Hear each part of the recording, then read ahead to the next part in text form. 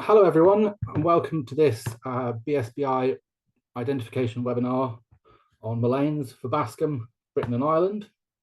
I'm Sam Thomas, I'm the BSBI's England officer, and I'll be introducing and moderating this session, which is going to start with an overview of the distribution and identification of the genus before looking more closely at the native and more frequent alien species that have been recorded in Britain and Ireland. Most importantly, it's my pleasure to introduce Mike Crewe, our main speaker. Mike is the BSBI expert Verbascum Referee. He's an active Norfolk botanist, as well as an international nature tour guide. We're very lucky to have this opportunity this evening to learn from Mike on what can be a deceptively tricky genus for such large and colourful plants. So I'm really looking forward to hearing what he has to say.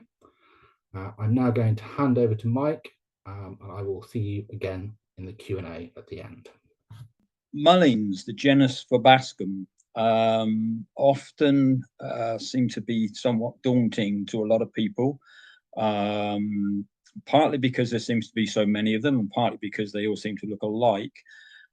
So what I'm hoping to do tonight is to demonstrate that you needn't be too fearsome of them from a British and Irish context, and they're certainly worth having a go. So I'm going to keep things relatively simple, hopefully not too simple for people who already know their beans when it comes to verbascums, but hopefully not too technical that it gets a bit turgid for anybody who isn't into technical stuff. So we'll start with the first slide, and slightly technical, just to get it out of the way. So we'll just look first at the taxonomy of Verbascum, and the genus is in a bit of a horrible group of plants which fall into the order Lamiales. And the Lamiales really have been one of the last groups of plants that have started to give themselves up to the taxonomists with new methods that we have available to look at the genetics of plants and figure out what's related to what.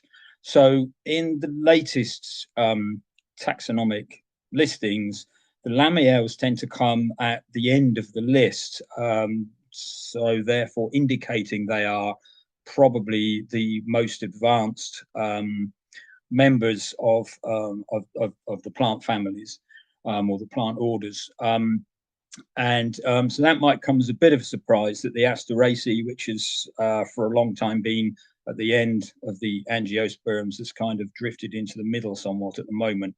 But don't worry too much about that for now.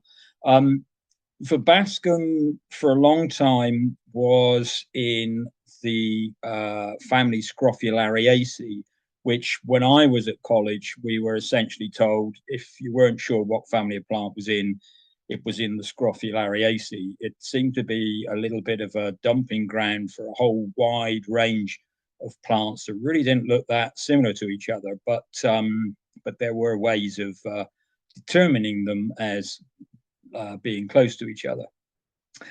Somewhat strangely, in some ways, a large number of the genera that were in the Scrophulariaceae are now in the Plantaginaceae. So actually, the Plantaginaceae now seems to be the dumping ground for all the strange-looking plants. And in fact, Plantago, which is the type genus for the family, seems to be somewhat unusual in its appearance when compared with other members of the family now. If I just move on to the next slide, Verbascum seems most closely related to Scrophularia, the type genus for the family Scrophulariaceae.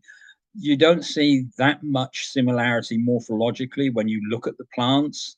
The flowers look really quite different, but of course we're talking about chemical traces in plants. We're talking about the minutiae of plants, the number of stamens, the arrangement of the ovaries, etc. So that's not always apparent when you're looking at the kind of outward appearance of a plant. So Verbascum and Scrophularia seem to form a sister taxa, perhaps even more strangely with Buddleia, which appears to be the next most closely related genus to these two genera of plants.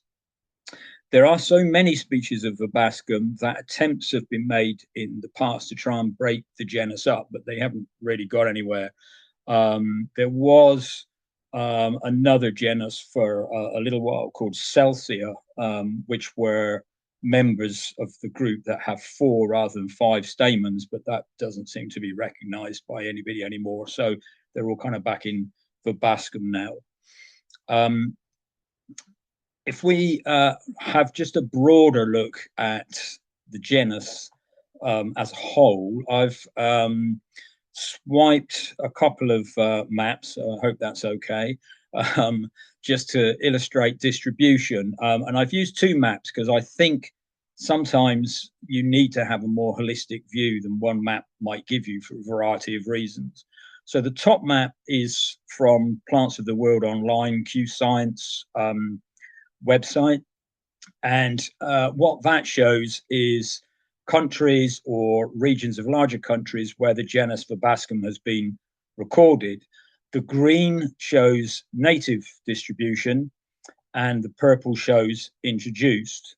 Now, the slight problem with that is that if a genus has been recorded in a country, then the entire country gets colored. They don't go to any finer detail than that. So, for example, Greenland is completely covered in purple, as is Alaska.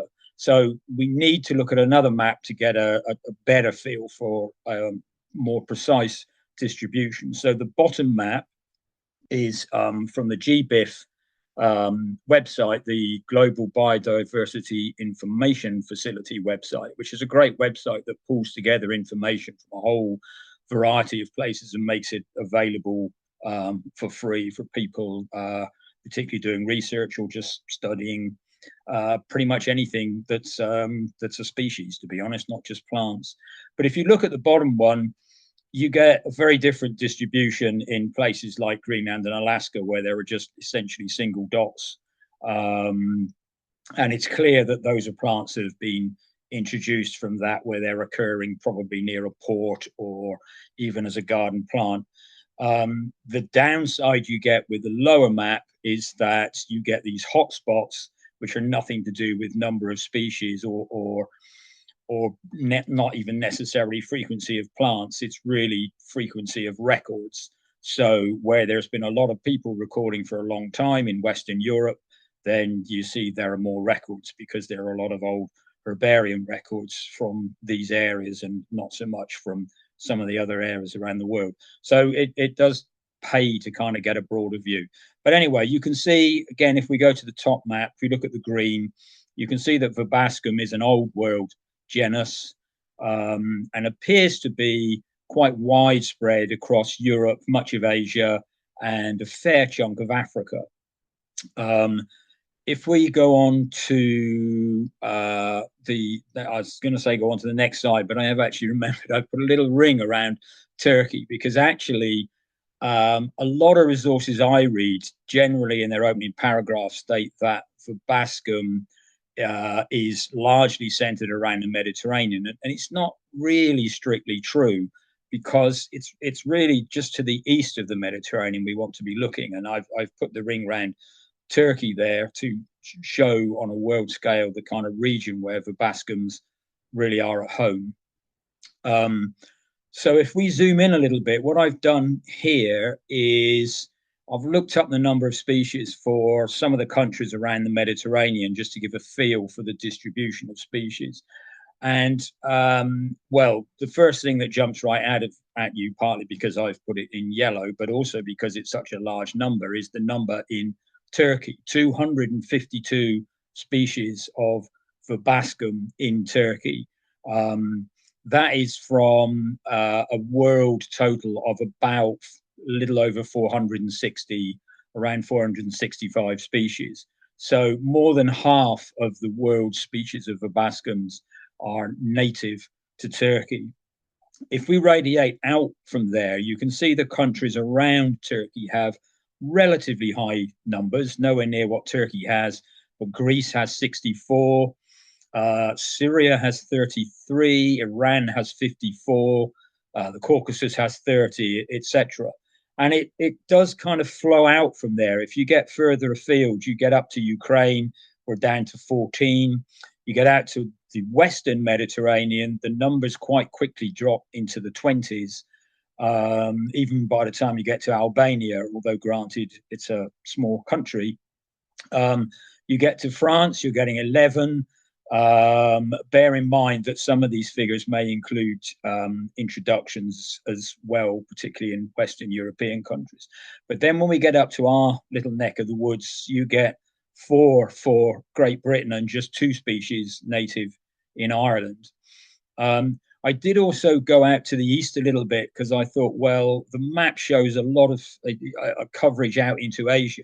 But in fact, if you look over to the right side of the map there, the figure 9 is for Kazakhstan, which is a huge country, pretty much as big as much of Europe, and only has 9 species of Verbascum. So clearly the total drops very quickly. If I go on to the next map shows endemic species totals for selected countries. And here again, Turkey scores massively with 186 species only found in Turkey and no other country. And that number drops very quickly. Greece has 23, Iran has 21, but there's nowhere else on that map in double figures. And when you get out to back out to us again, there are no endemic species. They are tending to be species that have much broader distribution, so are perhaps more generalists in their requirements. Going back to my comment that the Mediterranean isn't really the kind of hotbed for Verbascums or the center for speciation, most of the countries with higher numbers, particularly Turkey, but also Greece and Iran, are mountainous countries, and most of the species tend to be up in the mountains and not coastal. They're not around the Mediterranean basin as such. Most of Greece's endemic species tend to be in the north of the country rather than down in the islands or closer to the Mediterranean. And the larger Mediterranean, such as Sicily and Sardinia and Corsica, don't really do that well at all for Verbascums and have no endemics. So really, this is kind of a genus that is probably speciating through geographical isolation, because you have species that are separated in valleys and are separated from each other by inhospitable habitat in the mountains in between. So that was sort of an overview, really, of the genus as a whole, just to give you sort of a feeling for where they occur. And what I want to do now is to bring it much closer to home, because those horrific numbers of species that we've just been looking at are really quite scary. And if you're worried about trying to identify that many species, you needn't be.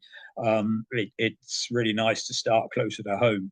So we'll have a look at Mulleins in Britain and Ireland.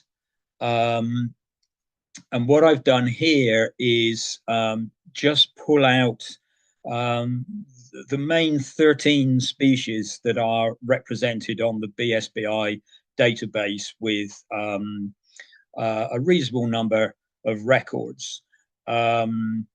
So these are the ones that you are most likely to come across. There may be others, of course. There's always the chance of finding something unusual. But if you start by learning the common ones, then if you find something that you really know isn't one of those, then you can start looking a little bit deeper. But this is very much the way with many of these groups of plants. We had a great talk earlier this year on Cotoneaster, and it's the same there, where you can trouble yourself with the fact that there are 80 or 90 species recorded in the UK, possibly more now. But actually, for most of us, if you potter around locally, there's probably only about 10 or so that you're likely to find. And that's not quite so bad to try and learn that many and try and key that many out. So Verbascum's the same.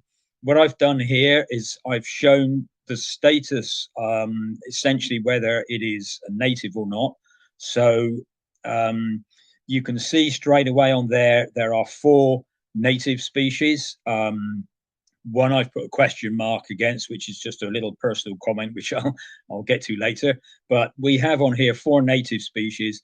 The rest are marked up as neophytes. So these are relatively new introductions, alien species that have been introduced to the UK. And the vast majority of them are essentially through the horticultural trade, through the garden industry, people wanting to grow these plants because they're exciting plants to grow. They're nice to look at and they're nice to have in the garden. And as we all know, plants have a habit of jumping over the fence when we're not looking. So we have a whole bunch of neophytes, more recent introductions on here. We have 4 natives.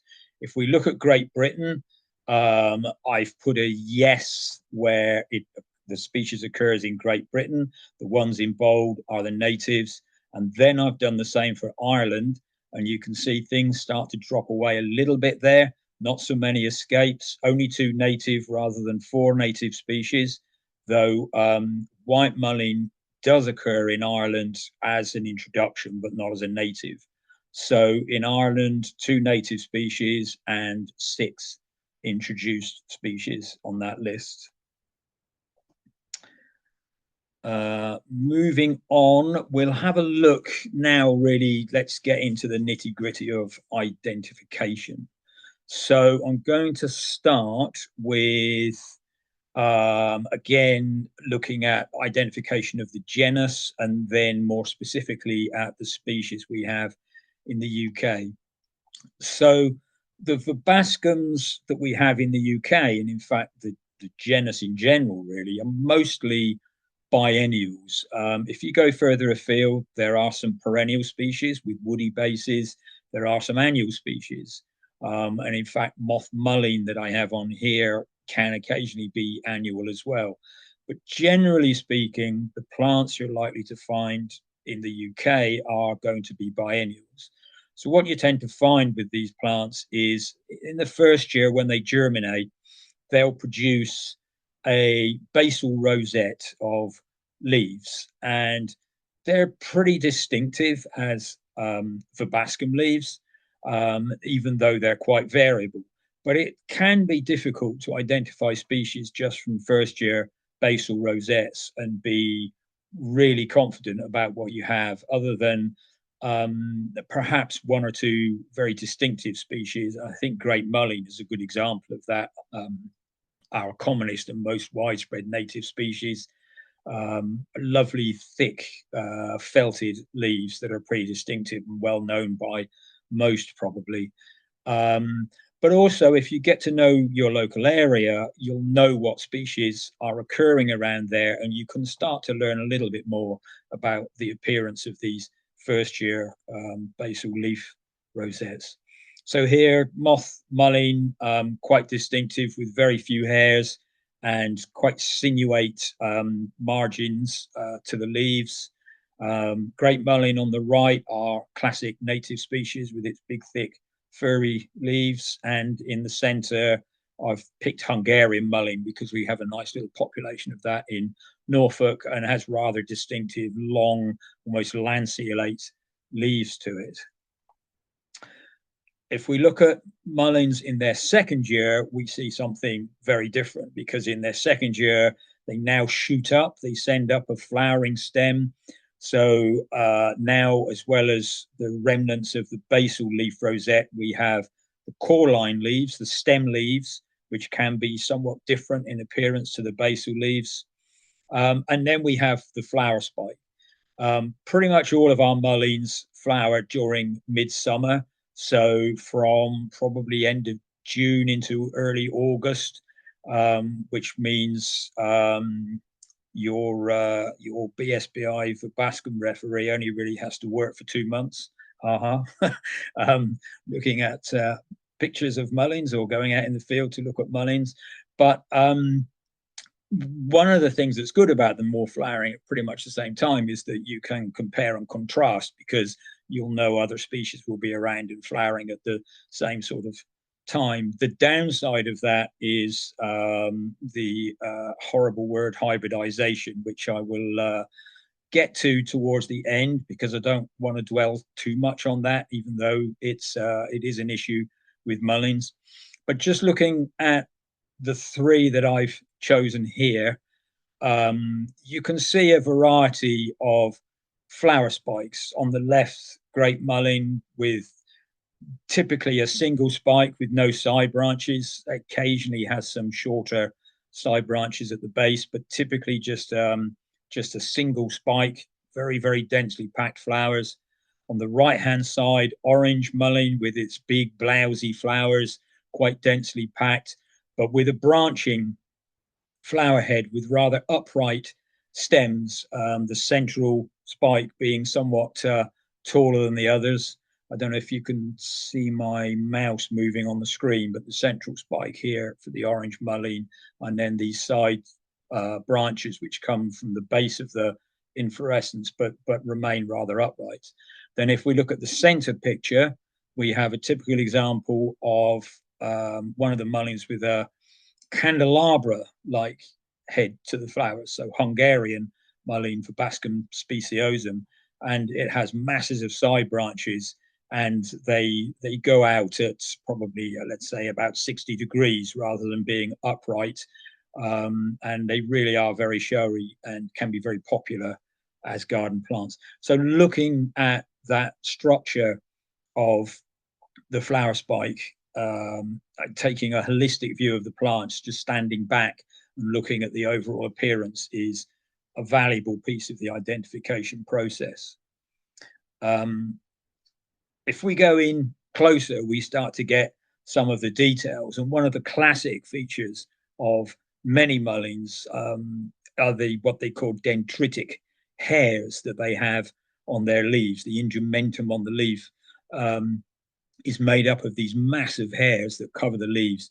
And the hairs are dendritic or stellate, so they arise from the plant but then branch immediately, almost like little spiders covering the plant. And here close-ups of examples of two species, again Hungarian mullein on the left with these slightly goldeny looking hairs, yellowish straw color perhaps to them, and then on the right the classic hairs of hoary mullein Verbascum pulverulentum. And this is a species that is rather distinctive in that if you feel the leaf with thumb and forefinger, you'll find that those hairs rub off. But what they actually do is they flocculate, which is a wonderful word. They gather together, they stick to each other, and you get these little powdery clusters that look like little powder puffs, little clouds on the leaf. And not all of them do that. So giving the leaf a little bit of rub to see if the hairs flocculate is quite a useful thing to get into the habit of doing.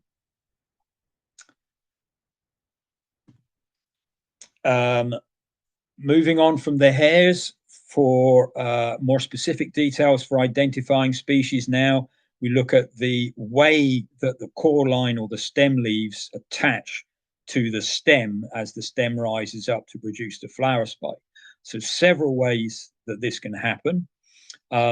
Great mullein, again, is one of the classic ones where you get what they call decurrent bases to the leaves. So the leaf bases, rather than having a petiole, actually run into the stem, and where the leaf comes down, it joins the stem, and you get this often wavy wing-like edge, which runs down, in fact, down as far as the start of the next leaf down the stem. So these long conjoined attachments where the leaves are joined to the stems can be very distinctive.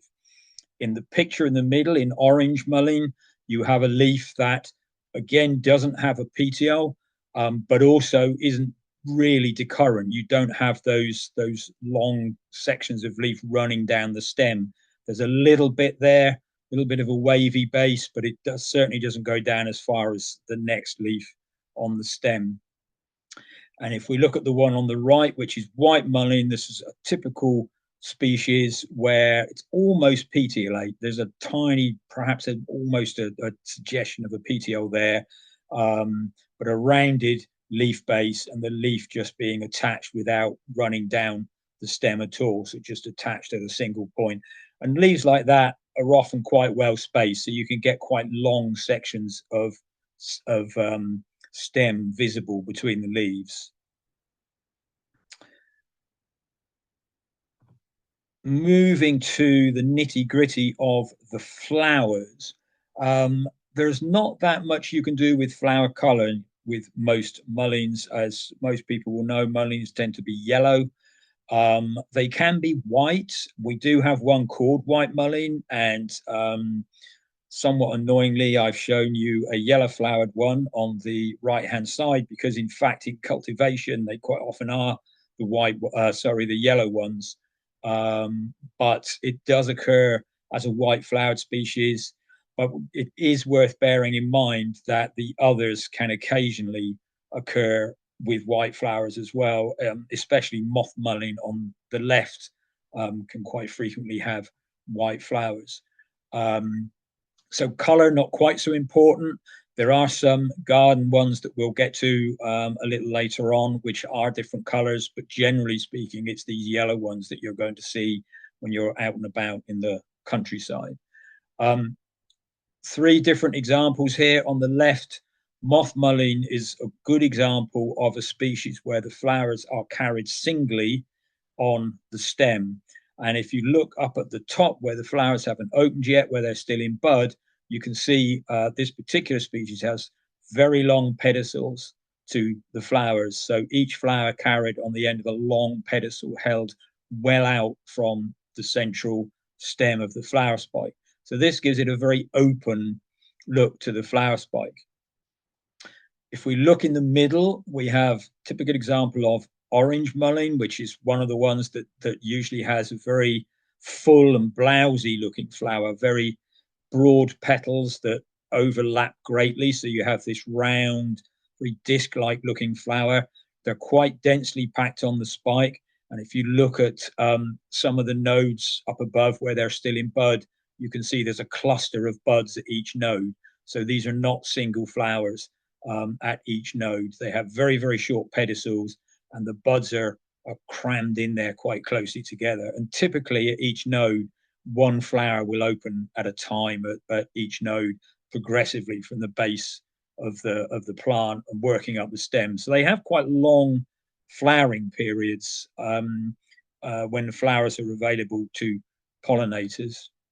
And if we look finally at white mullein on the right-hand side, a good example of a species that typically has much narrower petals, tending to pinch in a little towards the base, so not quite so disc-like as the flowers on orange mullein, and producing, although the flowers are relatively dense, producing a somewhat more open spike of flowers. So those, again, all features to consider when you're looking at a mullein that you're unsure of. Now it gets quite horrific because I've made it sound easy, and it is kind of, but the devil really is in the detail with mulleins, because there is no escaping having to look in depth at the flower. And if you need a hand lens for that, then so be it. Use a hand lens to get a real proper look. Because if you pick up any flora that has keys in it, you will find that once you get through the basics, the keys will take you through the number of, or rather the shape of the anthers on the tips of the stamens, and also the shape of the stigma. So I've tried to show some examples of some of these here. So on the left, there's a sort of a stripped down flower of a great mullein, which shows the stigma.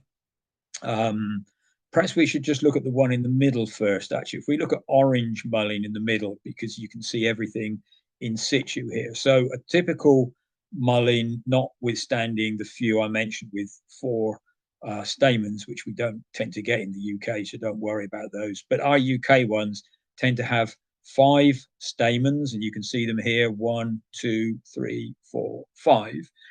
and they're typically arranged as 3 uppers, these 3 here, and 2 lower ones. They may all look the same, or the 2 lower ones may look different. The filaments, which is basically the stalk, if you like, of the stamen, the filaments may be hairy or they may not be hairy, and the color of the hairs is important, whether they're white or yellow, or if we look at nettle-leaved mullein on the right here, you can see they can be purple in some species. So the color of those hairs is important. Also, the shape of the anthers at the tip of those filaments can typically be one of 2 types. It's not easy to see on this one, I admit, because it's got very hairy filaments, but the upper anthers on most species tend to be more or less kidney shaped, and they're attached in the middle. So they're basically symmetrical in the way they sit on the center of the filament. If we look at the lower ones in this orange mullein, they're not like that. These 2 are somewhat elongate, and they're actually fixed along one side of the anther. So one side of the anther is attached to the filament rather than them being attached crossways at the end. So if you can't remember any technical terms, then it's easy to remember, well, is it attached in the center and it's symmetrical on either side of the filament, or is it running down a little bit down one side of the filament like this? So these are asymmetrical stamens. The 3 upper ones are fixed in the center, medifixed, and the 2 lower ones are fixed along one edge here. And if we look over at nettle-leaved again, although they're difficult to see amongst the hairs, all 5 of the anthers are actually the same in this species. You don't have these 2 lower ones being different. You might just be able to see the stigma, which typically projects beneath the 5 stamens in Verbascum flowers. You might just be able to see that little green line there with the yellow tip to the stigma there. It's easier to see on orange mullein. You can see it's very elongate. And again, the great mullein one, which I isolated in a flower here to show it better.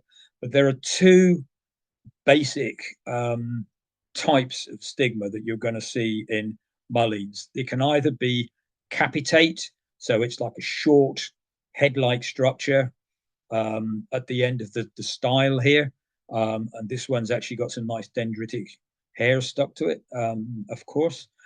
So it can be capitate right at the end, or it can be spatulate, spoon-like, or elongate, as it is in orange mullein. And you can see again, rather like these stamens, it's attached along one side. So it's a rather elongate stigma, whereas this one is a very short one right at the top of the style. So I hope those 2 photographs show the clarity of what the stigmas can look like when you're going through your key and trying to determine whether you've got a spatulate or a capitate stigma.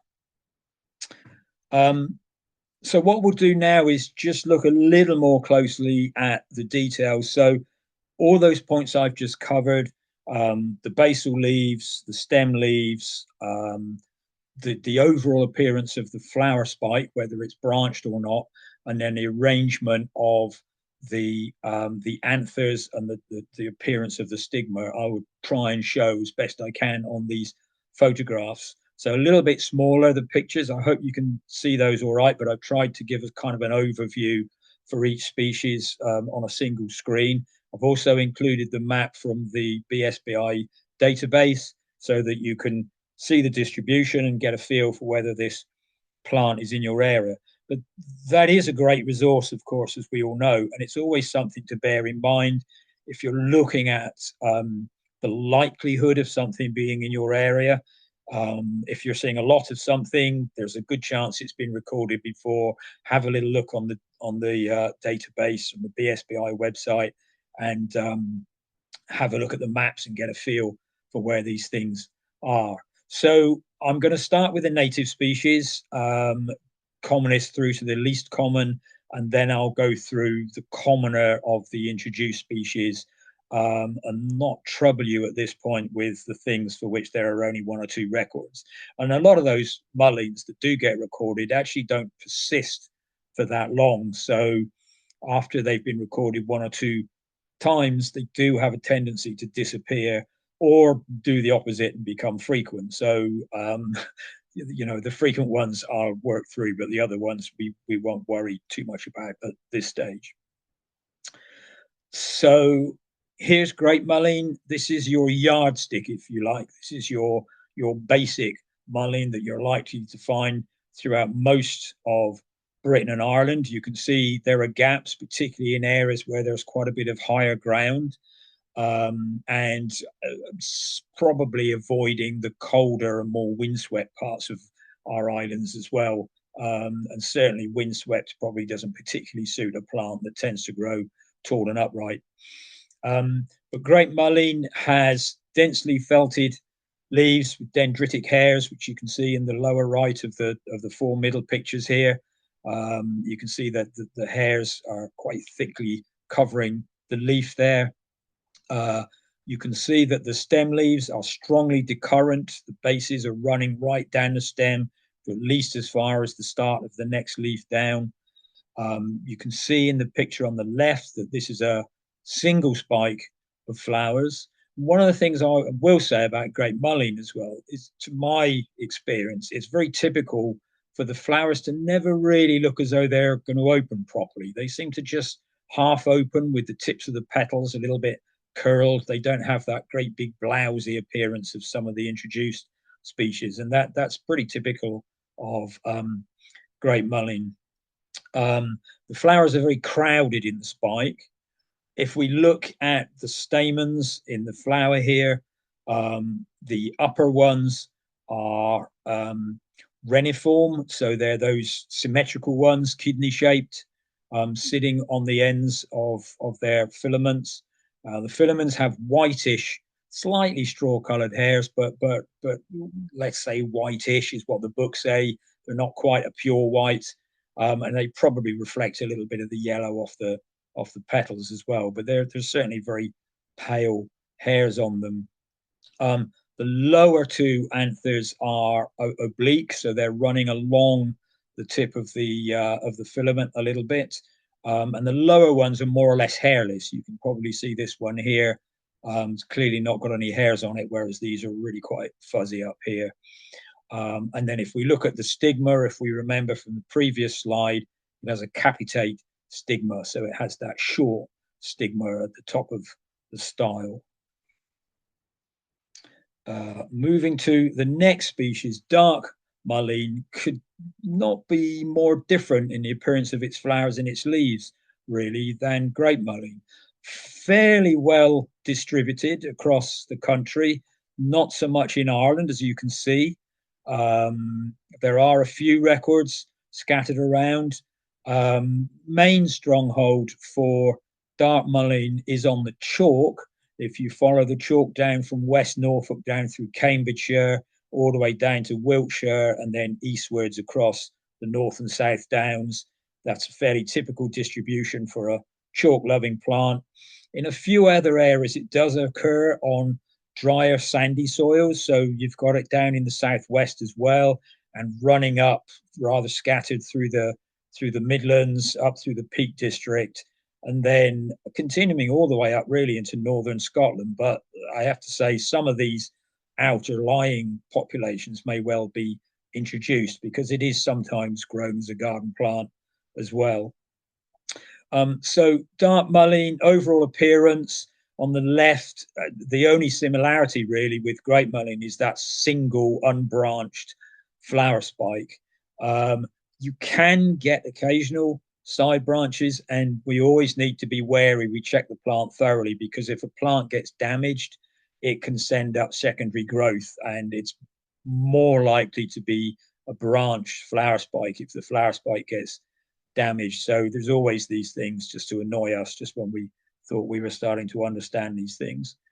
The leaves are only lightly hairy. In fact, from a distance in a photograph like that, they can look hairless, but a close-up look will reveal a scattering of hairs. The base of the leaf is cordate, so rounded, heart-shaped at the base of the leaf. Typically has a purplish stain to the petiole and running along the midrib of the leaf. If we move to the flowers, they're clustered on the spike, but you can see gaps between those clusters, so it's a relatively open spike compared with great mullein. And the stamens have these lovely purple hairs on them. That's an immediate difference from great mullein. Those purple hairs on the stamens. We've got other details, the details listed at the bottom, which you can look up while I'm describing the photographs. But all of the anthers are the same. You don't have the two lower ones appearing different. They all have purplish hairs on their filaments. And again, the stigma is capitate. So it's a short stigma on the end of the style. Moving on to the next one, I'm keeping an eye on the time. We have hoary mullein. The hoary mullein, Verbascum pulverulentum, is a wonderful plant, has this spectacular candelabra flower spike, rather pale yellow flowers, which stand out really well against the dark green background, and a very hoary look to the leaves. You can see the first year leaf rosette here. And if we go in close, these really, really dense pads of hairs, which, as I mentioned before, have this habit of binding to each other. If you rub the leaves and you get this, it's almost looks like powdery mildew on the plants, and it kind of rubs off with the finger and thumb. My slight concern personally, and this is only personal, and most people will probably disagree with me about whether this is a native species or not, is its main distribution is in East Anglia, which is where I've been lucky to live for most of my adult life. And within that range, it kind of has a habit of mostly occurring in anthropic habitats. Not so many years ago, it was largely confined to railway sidings, dockyard areas in places like King's Lynn, Great Yarmouth, and it didn't really smack of the sort of places you would expect to find a classic native plant. It is more broadly distributed now, but a lot of those broader distributions are actually on roadside verges, and especially on roads that have been widened or where new intersections have been put in. And I just question a little bit whether it's native, but I think we should welcome it here because it's a wonderful plant, certainly not an invasive alien. So native or not is probably not the end of the world. It's certainly native on the near continent, so there's a possibility that it could well be native here. But I would kind of like to see it down in Kent, I think, if it had come from over there, but who knows. But this lovely, densely fluffy plant, the stamens are all metaphyx. They're all symmetrical. There's these lovely long whitish hairs on their filaments, although on the lower two, as you can see here, they tend to be hairless towards their tips and just have a few hairs down at the base. The flowers are rather delicate. They're rather narrow petals. If you remember, the picture of white mullein that I showed was rather similar, with these rather narrow petals, which gives a very open look to the flower head. And you can see that in the picture on the left with these long arms, rather narrow arms of relatively small flowers. So it has a very distinctive look to it. And with this flocculating hairs, even on these first year rosettes, you can determine that by rubbing a leaf and finding that those hairs bind together. The stigma, incidentally, I haven't mentioned the stigma, and I haven't really shown it on here, but the stigma is spathulate. If you remember that long stigma that I showed for orange mullein, that's what that looks like on pulverulentum. So these combinations are what you need with verbascums, not just one thing. You've got this combination of features, and the combination together makes a unique combination for each species. Moving on to the next one. This is our fourth native species. We have white mullein, and this one, if you look at the map, mostly distributed around the kind of Greater Thames Estuary area, down into Kent, often on the chalk. You can often find it in quarries down there, or places where there are steep road embankments. The southeast side of London on the M25 is quite a good place to spot it, but hopefully when you're a passenger and not the driver. But scattered records elsewhere, perhaps some of them from introduced plants, some of them maybe small isolated native populations. Flowers can be yellow or white, as I mentioned. The flower spike is candelabra shaped, but the branches are relatively short. They're not those really long candelabra branches that you get with some of the other species. So it does form this rather nice spike with these rather stiff and rigid side branches to the flower heads. I think I can probably speed up a little bit by not going into too much of the minutiae for each species, because obviously you can glean that from a book or from a key if you're working these through. But I just want people to understand the process, really, rather than going into the real minutiae of every species. But you can see this is a narrow petaled species, rather broadly spaced stamens. You can see them up here, a capitate stigma just visible, and these lovely whitish furry leaves with just a very short suggestion of a petiole where they attach to the stem. Let's move on to the next one. So we're now getting into the introductions and the more widespread introductions. And if you look at the map for orange mullein, you can see that this is pretty broadly distributed and as frequently seen, if not more so, in some parts of the islands than some of the native species. And this one seems to have quite a nice distribution in Southern Ireland here in the southeast corner. Also up in northeast Scotland, along coastal areas here. But otherwise, probably a typical distribution for a garden escape. We have quite good clusters of occurrences around well-built-up areas such as Southampton, Portsmouth, Greater London area, and up around the Cambridgeshire area, and again in the kind of East Midlands and probably just up into South Yorkshire here. So a very typical distribution for an introduced species. Again, for an introduced species, very showy, big, blousy flowers, very broad petals, lovely long spathulate stigma on the flower here, nice hairy stigmas, very deep orange coloration to the middle of the flower, sometimes apparent, particularly when the flower isn't quite open yet. And perhaps the reason for the name, because when the flowers are fully open, there's no real obvious reason to call it orange. This can be a tricky one to tell from dense flowered mullein, which I think I've got lined up next. And one of the things you really want to look at is the leaf attachment to the stem in this bottom left of the four smaller pictures. You can see that the leaves are rather shortly attached at their base. They're hardly decurrent, and you can see the stem quite easily between the leaf bases.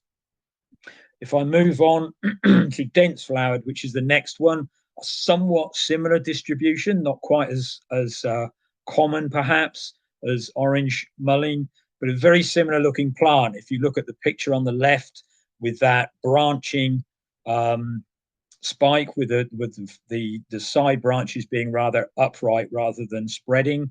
The detail of the flower in the top right picture here is very similar to orange mullein, but if we look at the attachment of the leaves, we see these decurrent bases. We see the bases of the leaves running down the stem almost to the next leaf down and making the stem often not quite so easy to see between the leaves. Those are probably the two hardest to tell apart. One of the things I found interesting is that I used to see orange mullein quite a lot, Now I don't see it quite so much, and I didn't used to see dense flowered, and now I see dense flowered more often than orange.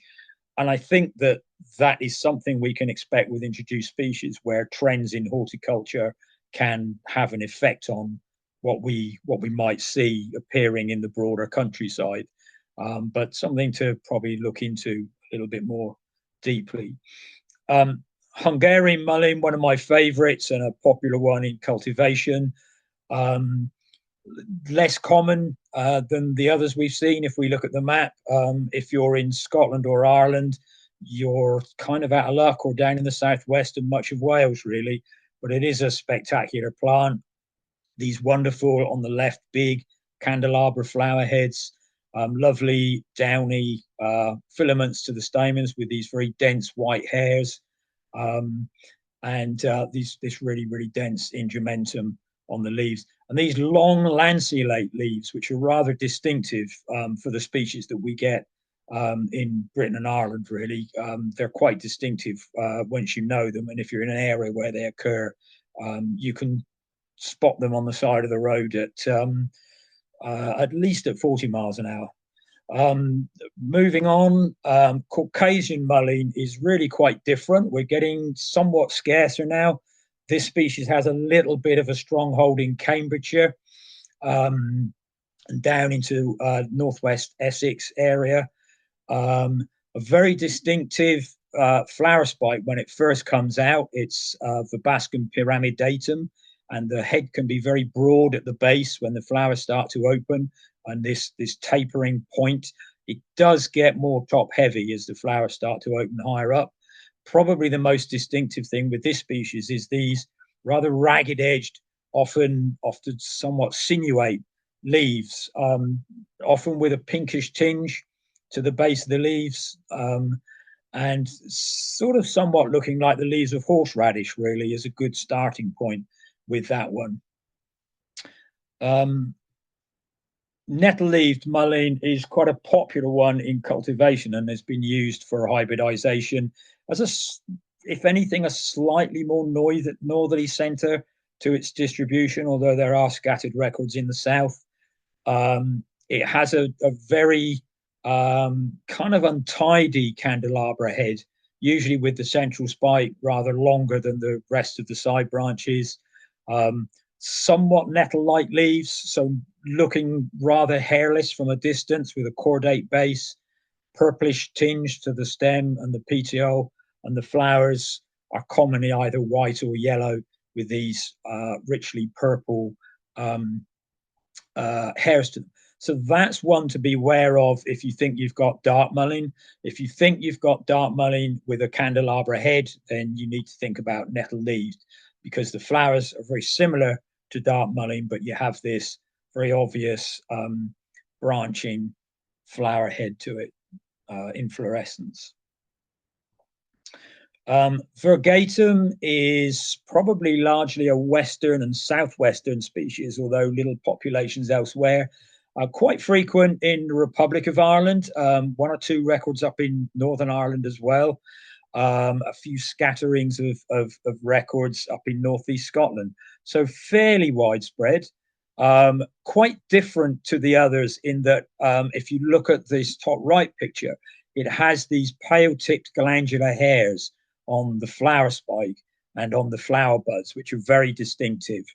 And I'll ask you to note the flowers rather densely packed on the spike here, and also notice this short pedicel to the flower bud, because I'm going to move quickly on to the next one, which is moth mullein. Quite difficult to photograph overall because it's rather skinny, but long side branches. Flowers can be white or yellow, but very open. And remember the short pedicel that we just saw on nettle-leaved mullein. Here we've got very long pedicels, single flowers on the end of very long pedicels. We've got purple hairs, but we've got these pale glandular tipped hairs all over the seed capsule here and all over the flower base after it's finished flowering, going to seed. So here again, a similar species to nettle leaves, but this very broadly branching head and these long pedicels. So again, think about the combinations when you're looking at differences. Just going off a little bit now, purple mullein, very different because of the color of the flowers, but the flowers can also be white and often are in cultivation. A more or less hairless species unless you get really close with a hand lens. So rather glossy green leaves that could easily be mistaken for something else, perhaps foxglove, or even some of the scrophularias. There's a scattering of records, but if you look at the color of the records, there are not many recent ones. And this is a classic example of a garden escape that probably doesn't persist. More old records than recent records. So it's turning up, it's maybe hanging around for a few years and then disappearing. That's kind of it, pretty much. I just wanted to mention the garden hybrids, which are quite horrific. If you start looking too deeply into things, the garden hybrids have often originated accidentally on nurseries that are growing a large number of species close together, and sometimes perhaps it's deliberate to see what comes of them. But the parentage from seedlings is often not known. But if you imagine crossing a purple flowered species with a yellow flowered species, you're going to get these kind of sunset colors like you have on the right. You may get some pinkish tinges if you cross a purple with a white. But these are fairly typical of what's known as the Cotswold group of hybrids. They don't seem to turn up in the wider countryside. They don't seem to be particularly viable when it comes to setting their own seed and spreading. So I'm not aware of these really being an issue for people looking at verbascums out in the wider countryside. And finally, because I don't have any time left to talk about them, hybrids.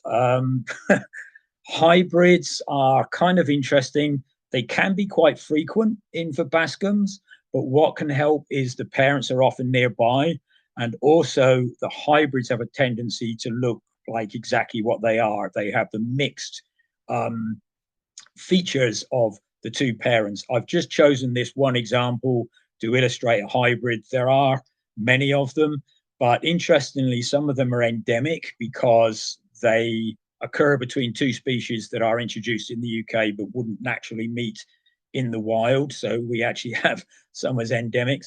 This is Nigrum times speciosum in Norfolk. So dark mullein crossed with Hungarian mullein, a native species crossing with an introduced species. And it shows classic features, a rather intermediate flower spike, candelabra look of speciosum, but with an extended central spike, which it's probably getting from Nigrum. The leaves with a suggestion of Nigrum, not particularly hairy, but somewhat more hairy than Nigrum, and with a suggestion of the pinkish purple color at the base. But as I say, these sometimes we're guessing with hybrids, but sometimes the parents are around to help us, and sometimes they give us clues. One of them, the one on the left, has originated through native Nigrums and speciosum now being established in West Norfolk in that area. The one on the right is interesting and something to bear in mind because this was on a friend's allotment where he's introduced some native plants. So he introduced Verbascum nigrum, and one of his neighboring allotments had a great big stand of Verbascum speciosum, which was the photo that came up at the beginning. So, of course, Verbascums did what Verbascums do, and both species introduced to allotments in the middle of Norwich. And there's this probably endemic hybrid growing in the middle of Norwich. I'll leave hybrids at that because it could get a little bit too turgid for some, I'm sure. And I'll cut back now to Sam. So if I do stop sharing. Yeah, perfect. Thanks, Mike. Good. Yeah, that's all good now. Many thanks for that. That was really fascinating. I had absolutely no idea there were that many in Turkey. It's just crazy. Right, so we're a little bit over. We don't have any questions currently in the chat, but if someone wants to put something, okay, we've got one come in on the chat now. What are some of the trends that we're seeing in the Verbascum in Atlas 2020? Are there things, I guess, increasing, decreasing? Good question. Off the top of my head, I don't think I can give a broad answer to that. I think Verbascums generally, I would say native species are holding their own, whereas introduced species are increasing. Climate change is going to be something that's surely going to have an effect, particularly if we consider the origins of Verbascums from warmer countries. Even though they tend to be in mountainous areas, they do tend to be in warm mountain areas. They're not up on the snow line. I would expect to see some of these species increasing. But again, it's going to, I think, depend a little bit on horticultural trends. As I mentioned with orange mullein, my personal experience is seeing it disappearing from places where I used to know it. And densiflorum seemingly on the increase at the moment, certainly in Norfolk. I know that's only where I am, but we may see that happening elsewhere as well. I think I'd have to pour a little more heavily at Atlas 2000 maps to really give a more detailed coverage. But I haven't picked up on any shock changes myself personally in there. So I haven't looked at them and thought, oh, that's interesting. I should look deeper into that. I hope that helps. Great, thanks for that. Yeah, I think I said Atlas 2000, which is the one that's always in my brain, and I actually I repeated it as well, but we know what we mean. Yeah. The one down here. Yeah, the massive ones. Yes. I think this will have to be the final question, as I say, because we've run over a little bit. But Mark asks if you could go into differences between Hungarian and Olympic / Greek, Mullein.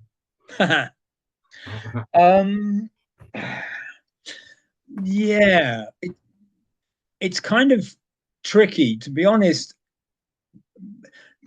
When I've seen Olympicum abroad, it kind of looks different to how you see it in the UK, and I question whether some of them are labelled correctly, which makes identification problematic because you're not sure if your sample specimen that you're using as a yardstick is labelled correctly. Olympicum generally tends to be a different ingementum to it, kind of whiter, not quite so straw-coloured ingementum. But they are very similar. I don't have anything to hand to check actually exactly on the structure of the stamen and the anthers. I don't think there's that much difference between them. Olympicum's an interesting one because it's very popular in cultivation, it seems, but there are very few records of it appearing in the broader countryside. But it may be something to bear in mind if you're central Cambridge or London, where there are famous botanic gardens with Verbascums that may jump over the wall. So I don't have a detailed answer to that, but if anybody wants to email me with questions like that, I can give a more thought through answer than just off the top of my head. Olympicum is actually not one I know from around here, so I've only seen it a few times in gardens. And it may be worth noting that currently there is no national collection for Verbascum in this country. Whether part of that is because they're difficult to grow in close proximity because they keep hybridizing, I don't know. But there is no national collection that you can go and visit to have a look at a lot of these species. So it's really not that easy learning some of the potential escapes. You have to kind of put yourself around the country a little bit and take the opportunity when you can. Interesting. Yeah, I hadn't really registered that it looked so similar, but it does from the images online. You're looking up Olympicum now, yeah.